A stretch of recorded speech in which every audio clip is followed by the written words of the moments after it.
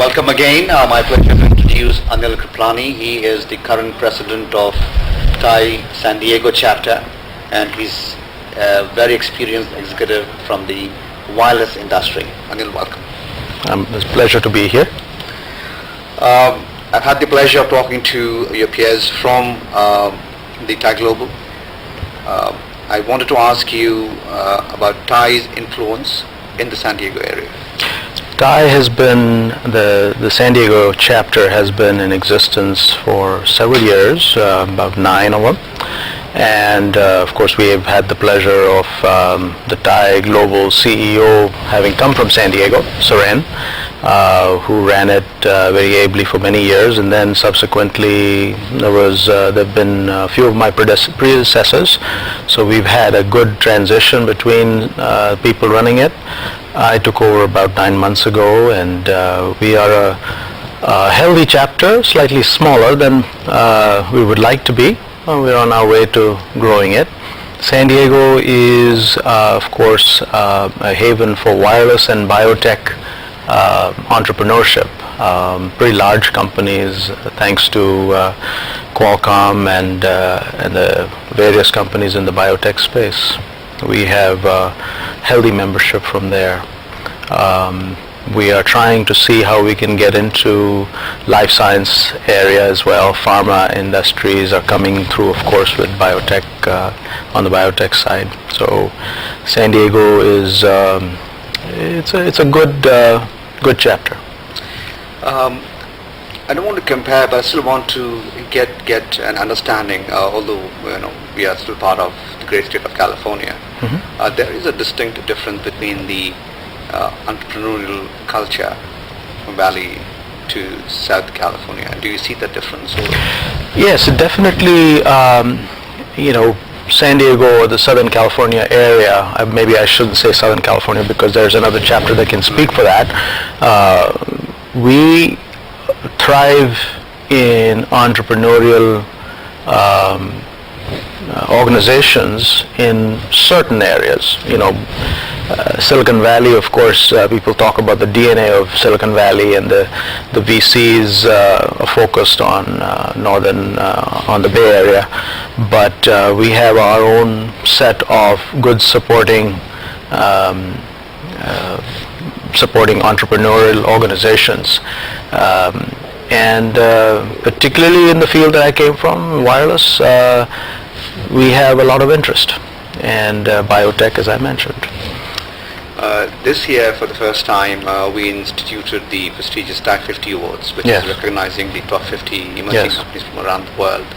And we had the top 50 from wireless sector. Yes. And I obviously encourage you to meet those. They're excited to meet you. But in the general analysis, looking at the current downturn, what is your take on the industry as a whole? Well, if specifically for wireless, I think the infrastructure, the vendors who focus on base stations or large equipment have felt the impact. I mean, look at what's happening to some of the big names, Nortel and the like. They've had to take their lumps with the downturn. We kind of saw it early because, if the service providers spend money, these companies thrive, and we have a good selection of them represented in the San Diego area. Just like in the Bay Area, we still have others that are trying to grow businesses with new offerings in the applications arena or in the supporting product arena. Wireless as a whole around the world has not abated. Yes, maybe there's not a lot of money being spent as it was before in growing out infrastructure, but mobile, as everybody knows, and more so, maybe more than the Bay Area in places like San Diego, we have benefited from that because of the attention being paid. Now, a direct reason could be that places like India, and TiE has connections to India, significant connections.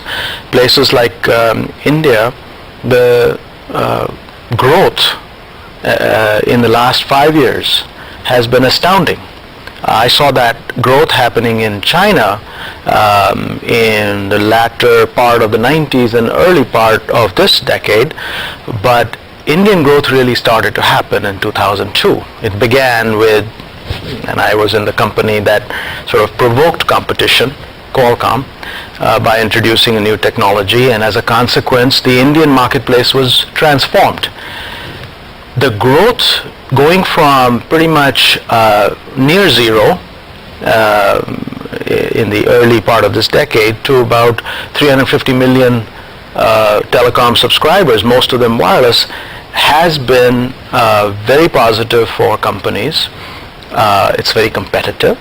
It will continue to be very competitive, but now that particular industry, and it is good for entrepreneurs, is reaching beyond that. It's not a luxury item, as was pointed out here. Nobody wants to leave home without their mobile. It is their tool for living almost. And in India, and these numbers are not private numbers, these are being talked about. In the next 2 years, India will get to 500 million subscribers, so another 150 million in the offing, and it's reaching a different strata of society, and that's where the opportunity for entrepreneurship comes in. These companies that have sort of felt the economic downturn are depending on that. And what's interesting is that there are even, I've seen one particular effort where people are even focusing on bringing in the thought of green tech, for example, how to recycle some of the phones too that get discarded in this country.